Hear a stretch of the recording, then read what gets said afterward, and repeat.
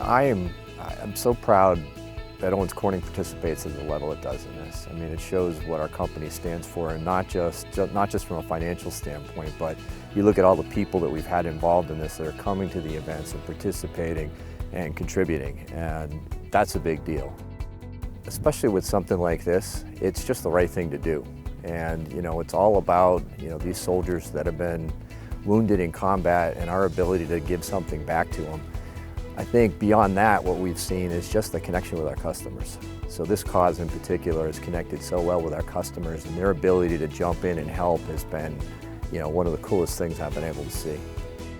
You're connecting at such a deeper level with something like this. It's not just about the business we do together anymore, it's something much bigger than that. And I think the friendships, the partnerships, all the stuff that's developing around this, it wouldn't happen if we didn't have a cause like this to pull it all together.